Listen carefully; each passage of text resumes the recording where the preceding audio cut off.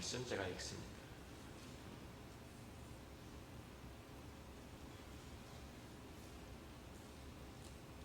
신약성경 34페이지 마태복음 21장 1절부터 제가 읽습니다. 그들이 예루살렘에 가까이 가서 감람산 벳바게에 이르렀을 때에 예수께서 두 제자를 보내시며 이르시되 너희는 맞은편 마을로 가라. 그리하면 곧 매인 나귀와 나귀 새끼가 함께 있는 것을 보리니 풀어 내게로 끌고 오라. 만일 누가 무슨 말을 하거든 주가 쓰시겠다 하라. 그리하면 즉시 보내리라 하시니 이는 선지자를 통하여 하신 말씀을 이루려 하심이라. 일렀으되 시온 딸에게 이르기를 내 왕이 내게 임하나니 그는 겸손하여 나귀 곧 멍에 매는 짐승의 새끼를 탔도다 하라 하였느니라. 제자들이 가서 예수께서 명하신 대로 하여 나귀와 나귀 새끼를 끌고 와서 자기들의 겉옷을 그 위에 얹음에 예수께서 그 위에 타시니 무리의 대다수는 그들의 겉옷을 길에 펴고 다른 이들은 나뭇가지를 베어 길에 펴고 앞에서 가고 뒤에서 따르는 무리가 소리 높여 이르되 호산나 다윗의 자손이여 찬송하리로다. 주 이름으로 오시는 이여 가장 높은 곳에서 호산나 하더라. 예수께서 예루살렘에 들어가시니 온 성이 소동하여 이르되 이는 누구냐 하거늘 무리가 이르되 갈릴리 나사렛에서 나온 선지자 예수라 하니라. 아멘. 오늘 종려주일입니다. 오늘 종려주일은 예수님께서 예루살렘에 입성하신 날을 우리가 기념하는 날입니다. 그리고 오늘부터 시작해서 이 한 주간을 우리가 고난주간이라고 그렇게 부릅니다. 그래서 우리 오늘 이 마태복음 21장에 나오는 내용을 가지고 우리 함께 이 종려주일에 대해서 생각해 보는데요. 먼저 파워포인트 잠깐 보시면 그 예수님의 어떻게 움직이신 동선을 우리가 볼 수 있을 것입니다. 우리가 갈릴리에서 이 유대 지방으로 내려오면 사마리아를 거치죠.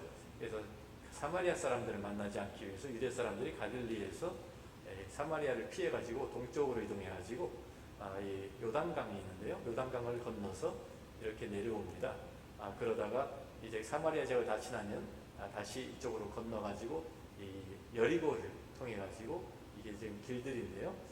여리고에 통과해서 베다니를 통과하고 예루살렘으로 들어가는 길이 있습니다. 그래서 보통은 이 길을 따라서 이렇게 들어가게 됩니다. 그래서 예수님도 그래서 이 여리고를 지나서 베다니를 가셨다가 베다니에서 이제 안식일을 지내시고 그 다음 안식일인 다음 날인 그러니까 지금 말하는 주일이죠. 바로 오늘입니다. 이 예루살렘에 입성하셨습니다. 그래서 오늘을 우리가 종려주일로 지키는데요.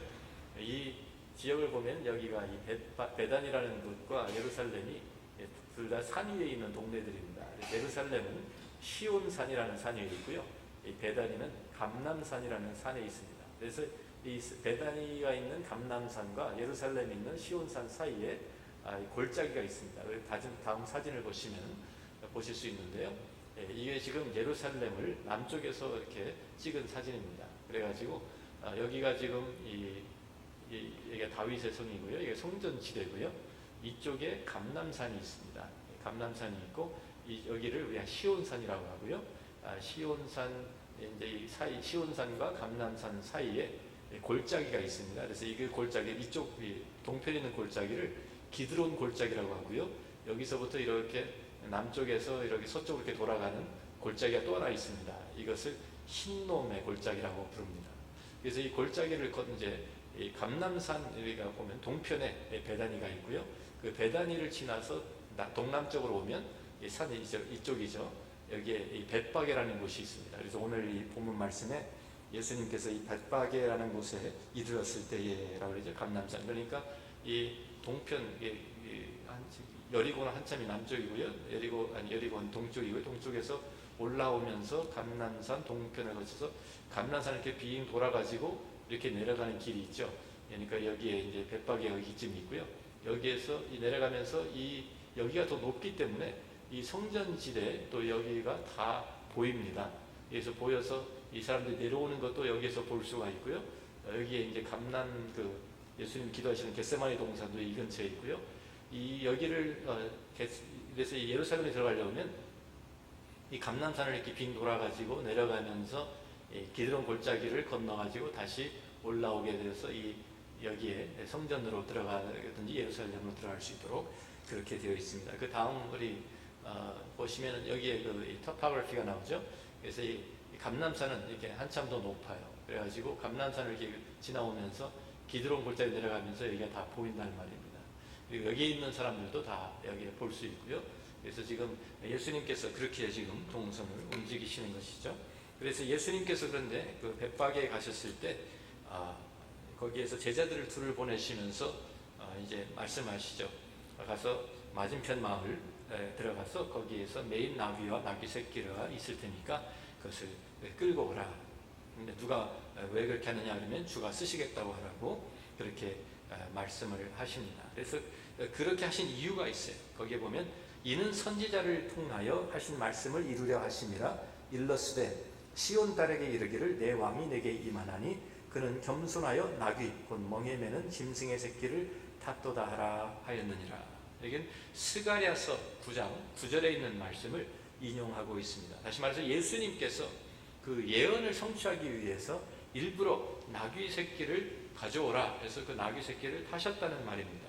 그런데 여태까지는 예수님께서 제자들에게 자신이 메시아인 것을, 자신이 그리스도인 것을 아무에게도 알리지 말고 입을 다물고 있으라고 계속 말씀을 하십니다. 그래서 많은 사람들이 예수님을 왕으로 좀 모시고 왕으로 이렇게 추대하려고 해도 예수님께서 계속 피하시고요. 또 다른 사람들에게 예수님께서 메시아인 것을 알지 못, 그런 것을 알리지 말라고 그렇게 드러내지 않으셨어요. 그런데 이제 마지막 예루살렘에 입성하시면서 이번에는 완전히 그동안에 자신을 감추시는 것과는 반대로 드러내시면서 자기 스스로가 자신이 메시아임을 모든 사람들에게 선포하는 것이죠. 그래서 우리가 스가랴서 9장 9절 말씀 한번 찾아가 보시면요, 우리 구약성경 우리 마태복음에서 조금만 뒤로 가시면 됩니다. 우리 구약성경 마지막 부분에 우리 스가랴서가 있기 때문에요, 말라기 바로 전이 스가랴서입니다. 그래서 스가랴 9장 9절 1320페이지에 우리 구약성경 1320페이지입니다. 9장 9절 10절 말씀을 제가 읽습니다. 시온에 따라 크게 기뻐할지어다. 예루살렘에 따라 즐거이 부를지어다.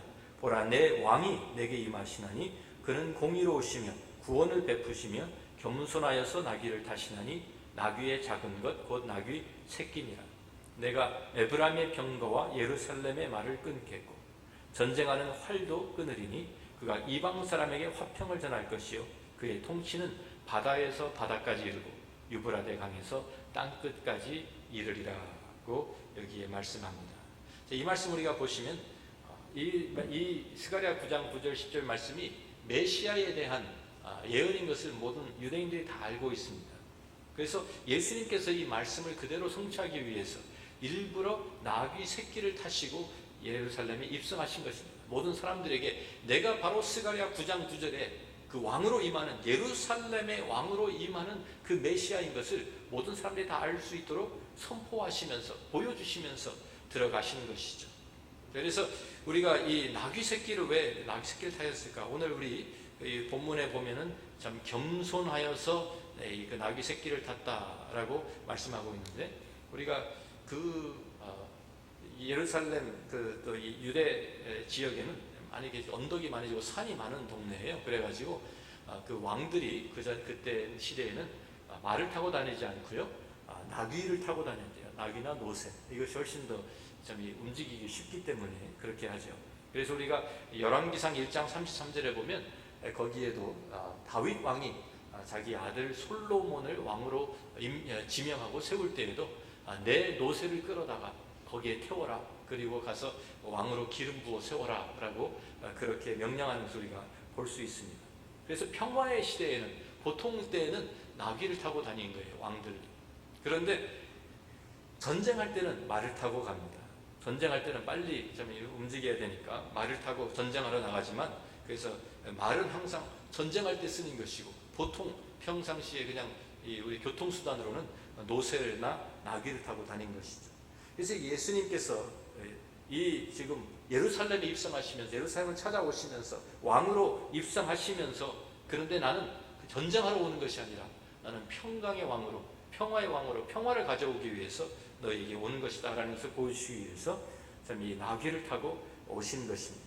그리고 여기에 참 그 메시아로서 참 오시면서 내가 이 평강의 왕으로 예루살렘에 오는 것은 평강의 왕으로 오면서 하나님 나라를 세우기 위해서 오신다는 것을 좀 묵시적으로 보여주기 위해서 또한 이렇게 하신 것입니다. 우리가 이사야서 11장에 가서 보시면 구약성경 이사야 11장 981페이지입니다. 구약성경 981페이지에 이사야 11장에 이러한 예언의 말씀이 또 나와 있습니다.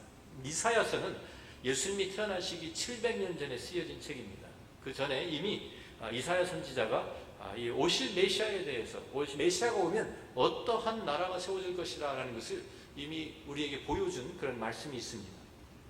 이사야 11장 1절 말씀부터 봅니다. 이새의 줄기에서 한 싹이 나며, 이새는 다윗의 아버지죠. 그래서 이새, 다윗의 그 가문에서 그 말입니다.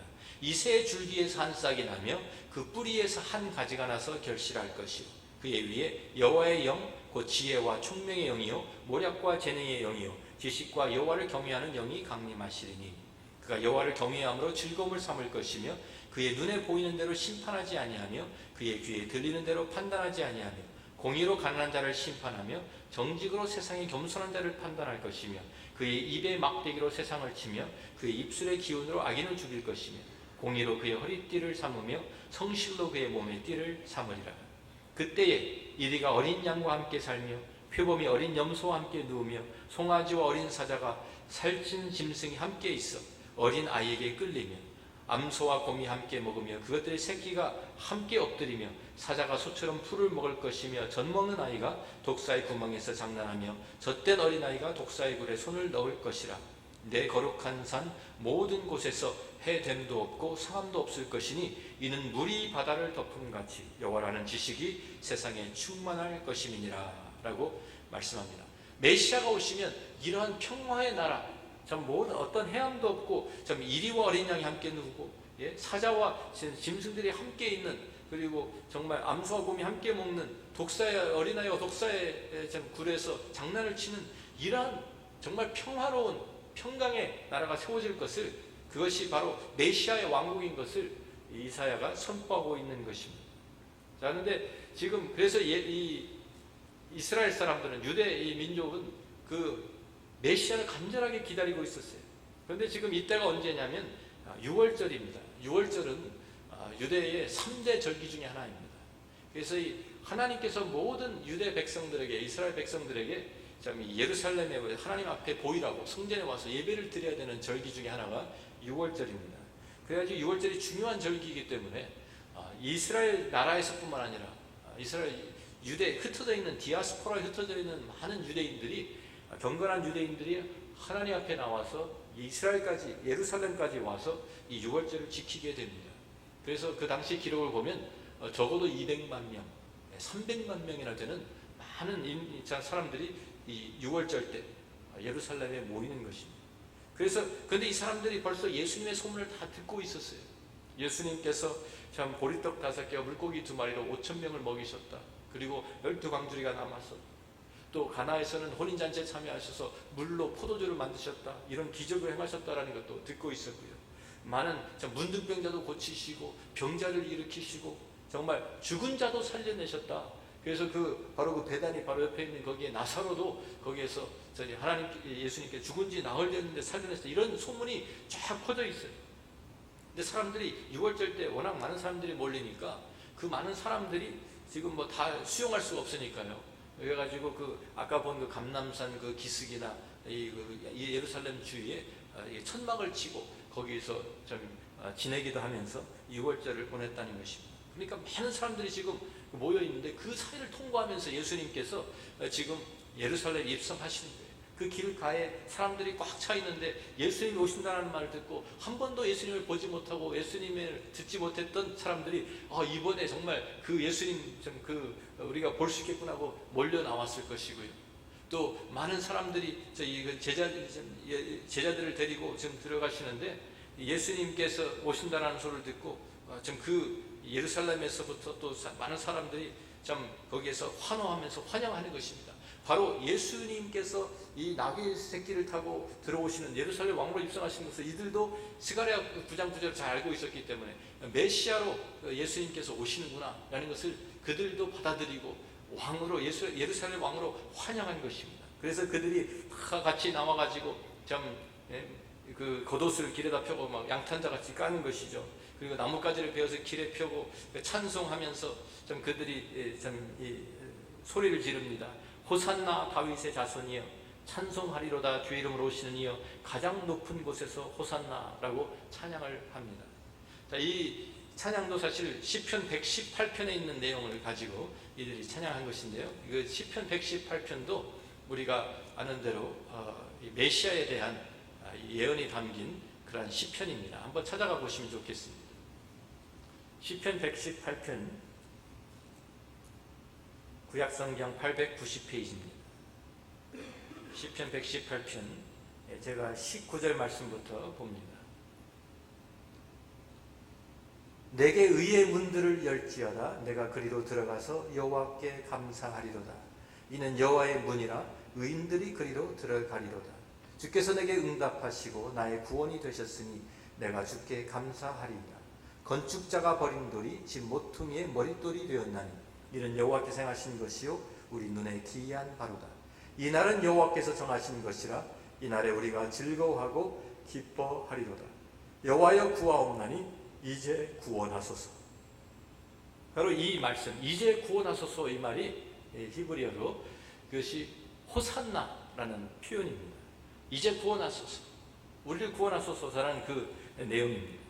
그래서 이제 구원하소서, 여호와여 우리가 구하옵나니 이제 형통하게 하소서. 여호와 이름으로 오는 자가 복이 있으며 우리가 여호와의 집에서 너희를 축복하였도다. 여호와는 하나님이시라. 그가 우리에게 빛을 비추셨으니 밧줄로 절기 제물을 제단불에 멜지어다. 주는 나의 하나님이시라. 내가 주께 감사하리다. 주는 나의 하나님이시라. 내가 주를 높이리이다. 여호와께 감사하라. 그는 선하시며 그 인자심이 영원함이로다 라고 찬송하는 내용입니다. 바로 그 오시는 메시아, 우리를 구원하시기 위해서 우리를 위해서 오시는 그 하나님의 이름, 여호와 이름으로 오는 자를 축복하는 그 메시아를 축복하는 그러한 시편입니다. 바로 이 시편 118편의 내용으로 입성하시는 메시아로 입성하시는 왕으로 입성하시는 예수님을 그들이 찬양하고 환영하고 그렇게 맞아들인 것입니다. 그런데 한 주일도 가지 못해서 이날이 지금 주일입니다. 그런데 금요일 날 예수님께서 십자가에 달리십니다. 한 주일이 지나지 못했는데, 그런데 요한복음 우리가 19장에 가서 보면 이 요한복음 19장에 이 같은 사람들이 빌라도 법정에 모여가지고 예수님을 호산나, 다윗의 자손이요. 다윗의 자손인 것도 메시아라는 뜻이거든요. 다윗의 자손이요, 우리 왕이라고, 우리의 왕으로 오신 분이라고 환영하던 그 인파가 빌라도의 법정 앞에서는 빌라도가 계속해서 예수님이 죄가 없음을 알고 놓아주려고 몇 번이나 시도했는데도 계속 그 빌라도에게 압력을 행사하죠. 그래가지고 19장에 보면 19장 전에도 우리 18장 우리가 이제 38절 보면 유대인들에 나가서 이르되 나는 그에게서 아무 죄도 찾지 못하였노라. 6월절이면 내가 너에게 한 사람을 놓아주는 전례가 있으니 그러면 너희는 내가 유대인의 왕을 너에게 놓아주기 원하느냐 하니 그들이 또 소리질러 이르되 이 사람이 아니라 바라바라 하니 바라바는 강도에 바라바를 대신 달라고 소리를 지르고요. 그 다음에 다시 또 빌라도가 예수님을 채찍질하고 다시 또 나가서 19장 4절에 보면 보라 이 사람을 데리고 너에게 나오나니 이는 내가 그에게서 아무 죄도 찾지 못한 것을 너희로 알게 하려 함이로라. 그렇게 얘기하는데 그래도 계속해서 대제사장과 그 선동을 받은 그 사람들이 예수님을 보고 소리를 지릅니다. 6절에 보면 십자가에 못 박으소서, 십자가에 못 박으소서. 그런데 그러니까 빌라도가 이렇게까지 얘기하죠. 너희가 친히 데려다가 십자가에 못 박으라. 나는 거기서 죄를 찾지 못하였노라. 그런데도 이 사람들은 계속 이 빌라도에게 압력을 행사합니다. 그러면서 12절에 보면 빌라도가 예수를 놓으려고 힘썼으나 유대인들이 소리질러 이르되 이 사람을 놓으면 가이사의 충신이 아니니이다. 무릇 자기를 왕이라는 자는 가이사를 반역하는 것입니다 라고 반박을 하고요. 14절에 다시 빌라도가 유대인들에게 이르되 보라 너희 왕이라고 또 말을 하니까 15절에 그들이 소리 지르되 없이 하소서 없이 하소서 그를 십자가에 못 박게 하소서. 빌라도가 이르되 내가 너희 왕을 십자가에 못 박으랴. 대제사장들이 대답하되 가이사 외에는 우리에게 왕이 없나이다 하니 이에 예수를 십자가에 못 박도록 그들에게 넘겨주니라. 그 압력에 못 견뎌가지고 빌라도가 내어준 거예요. 어떻게 이렇게 된 것입니까? 한 주일날 오늘 예수님께서 예루살렘에 입성하셨을 때 그렇게 사람들이 참 환호하면서 환영하면서 호산나 호산나 찬양하고 외치던 그 사람들이 어떻게 한 주일도 못 가서 금요일날 목요일날 밤이죠 사실. 목요일날 밤부터 이 문제가 생겨가지고 금요일날 아침에 빌라도 법정에 앞에 가가지고 십자가에 못 박으라고 그 사람 우리의 왕이 아니라고 이렇게 완전히 돌변한 이것을 도대체 우리가 어떻게 이해할 수 있습니까? 이거는 유대인들이 기대하던 메시아는 예수님께서 오신 그 모습과 너무나도 달랐기 때문입니다. 유대인들은 이스라엘 왕국은요 하나님 앞에 좀 범죄하면서 하나님께서 그들을 아수르에다 넘기셔가지고 이스라엘 나라가 먼저 멸망을 합니다. 그리고 거기에 있었던 그 이스라엘 백성들이 북왕국 이스라엘이 다 전 세계로 흩어집니다. 디아스포라가 생겨나죠. 그리고 130년이 지난 다음에 유대 왕국도 또 남왕국이었던 유대도 또 하나님께서 하나님 앞에 죄를 지어서 그들이 이번에는 바벨론에 또 포로로 잡혀가게 됩니다. 그래서 70년 후에 다시 본토로 돌아오게 되지만 그때부터 나라로 회복되지는 못하고요. 계속 다른 제국들의 이방 나라의 지배를 받으면서 압제를 받으면서 살게 되었어요. 그래서 아수르에게 먼저 지배를 받고 그 다음에 바벨론의 지배를 받고 그 다음에 그것이 끝나는가 했더니 또 헬라 제국이 와가지고 그들을 압제를 하고요. 헬라 제국이 끝나면서 이번엔 로마 사람들이 와가지고 로마 제국이 그들을 점령하고 그들을 다스립니다. 그러니까 이 사람들 유대인들은 참 간절하게 소망이 이제 하나님의 백성인 우리들이 선택을 받은 우리들이 다윗 왕과 같은 메시아가 다시 우리에 나타나서 이스라엘 나라를 회복하고 우리 민족을 회복해서 우리가 모든 이방 나라 위에 뛰어난 나라가 되고 그 옛날의 그 영광을 다시 회복하는 것을 간절히 사모하고 있었던 거예요. 그래가지고 이런 강력한 군사적 메시아, 정말 군대를 이끌고 와가지고 그 이스라엘을 하고 로마 사람들을 쳐부수고 그 이스라엘 나라가 회복되고 자기들의 영광이 회복되는 이전의 영광이 회복되는 그것을 바라고 있었는데 예수님께서는 도리어 그런 큰 군대를 이끌고 온 것도 아니고요. 12명 제자 데리고 겨우 이제 예루살렘에 들어와서 무슨 군대를 모집하는 것도 아니고 그 많은 200만 명, 300만 명 되는 그 유대인들을 하나로 규합해가지고 자 이제가 지금이 기회다. 우리가 지금 로마 병정들을 다 쳐부수고 우리가 여기에서 다시 새로운 나라를 우리 이스라엘을 회복할 수 있다. 이렇게 할 수 있는 사람들이 동조했을 텐데 예수님께서는 전혀 그런 것과는 거리가 먼 나귀 새끼를 타고 입성하시면서 평화를 선포하시면서 들어오신 거예요. 유대인들이 기대하고는 전혀 상반된 그림이었다는 말씀이죠. 유대인들은 군사적 메시아를 기대하고 있었는데 성경은 또 예수님은 다른 메시아, 고난받는 종으로서의 메시아를 보여주시면서 예루살렘에 들어오신 거예요. 예수님께서 평강의 왕으로 오신 것은 다른 나라들과 전쟁을 해가지고 그들을 점령하는 그들 위에 뛰어난 왕국을 세우시는 것이 아니라 이 세상 왕국을 세우는 것이 아니라 예수님은 아까 우리 이사야 11장에서 본 것처럼 하나님의 나라, 하나님의 왕국을 세우기 위해서 예루살렘에 입성하시는 거예요.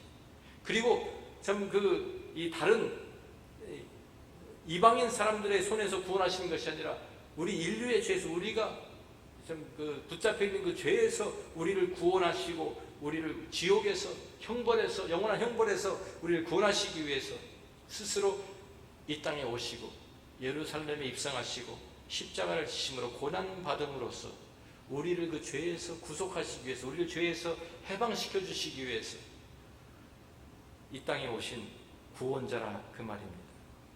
그래서 우리 이사야서 53장에 보면은요, 이사야 53장에 고난받는 종으로서 오신 메시아를 우리에게 보여주고 있습니다. 바로 이스라엘 백성들이 참 이해하지 못한 것이 바로 이 부분입니다. 그들은 강한 군사적 메시아를, 강력한 왕으로서의 그 메시아를 기다리고 있었는데, 예수님은 고난받는 종으로서 우리를 섬기기 위해서 오신 것을 이사야 선지자가 이사야 53장에 우리에게 기록하고 있습니다. 1033페이지입니다. 구약성경. 제가 좀 읽습니다. 우리가 전한 것을 누가 믿었느냐? 여호와의 팔이 누구에게 나타났느냐? 그는 주 앞에서 자라나기를 연한 순 같고 마른 땅에서 나온 뿌리 같아서 고운 모양도 없고 풍채도 없은즉 우리가 보기에 흠모할 만한 아름다운 것이 없도다. 그는 멸시를 받아 사람들에게 버림받았으며 간고를 많이 겪었으며 질고를 아는 자라. 마치 사람들이 그에게서 얼굴을 가리는 것 같이 멸시를 당하였고 우리도 그를 귀히 여기지 아니하였도다.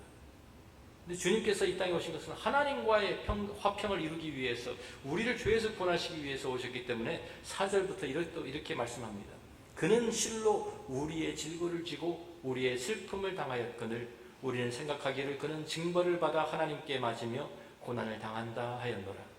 그가 찔림은 우리의 허물 때문이요 그가 상함은 우리의 죄악 때문이라. 그가 징계를 받음으로 우리는 평화를 누리고 그가 채찍에 맞음으로 우리는 나음을 받았도다.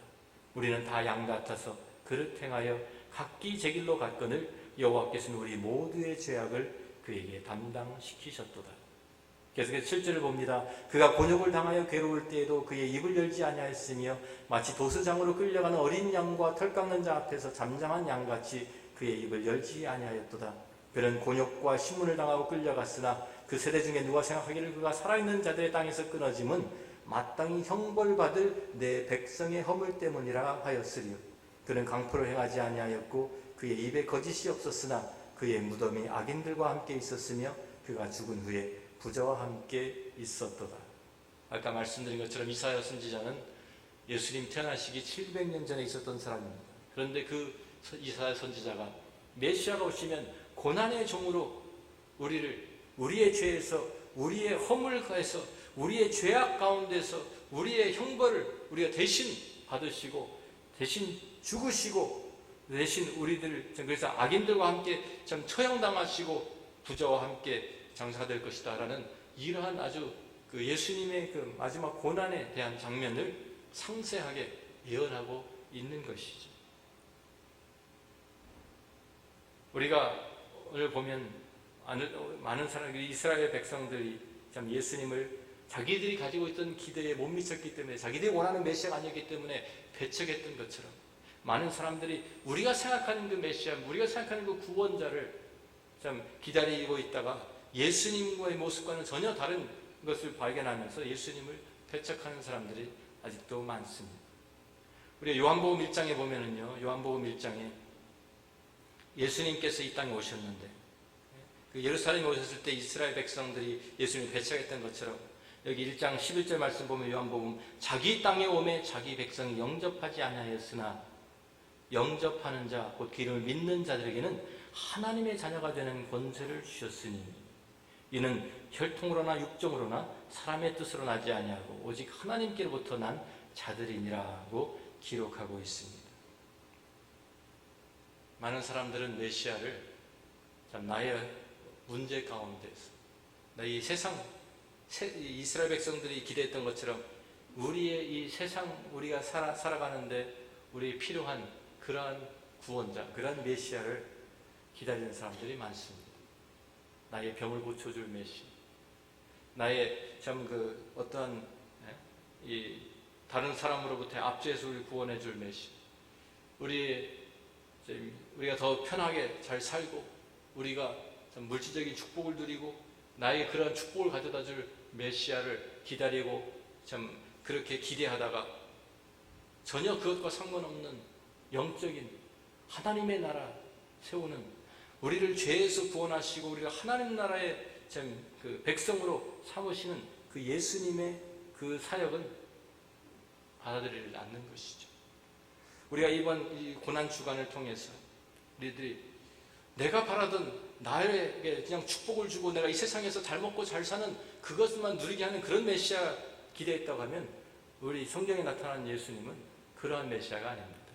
우리를 우리의 죄에서, 우리의 인류를 우리의 죄 가운데서 구원해내시고 그러기 위해서 자기 자신을 희생하고 십자가를 지시고 친히 피를 흘려서 우리의 죄를 용서해 주신, 그래서 하나님 앞에 우리가 설 수 있고 하나님 나라의 백성이 되게 하시고 우리를 영원한 형벌과 지옥에서 우리를 구원하신, 그래서 우리가 천국 백성이 되게 하신 그 메시아, 바로 그 메시아를 우리에게 제시하고 있습니다. 그래서 예수님은 십자가에 가신 거예요. 예수님이 일부러 메시아로 오셨지만, 왕으로 오셨지만 하나님과 우리 사이 갈라졌던, 죄로 인해서 갈라졌던 우리들을 하나님과 다시 화목하게 하시기 위해서 그 죄를 친히 담당하시고 자기가 그 형벌을 대신 받으시고 우리가 죽어야 될 그 죽음을 대신 죽으시고 채찍을 대신 맞으시고 십자가에서 피를 흘리시고 우리의 죄를 용서하시고 우리를 구원하신 메시아이십니다. 그래서 이 예루살렘에 입성하신 것이고요. 그래서 십자가에 달리시고 돌아가신 것입니다.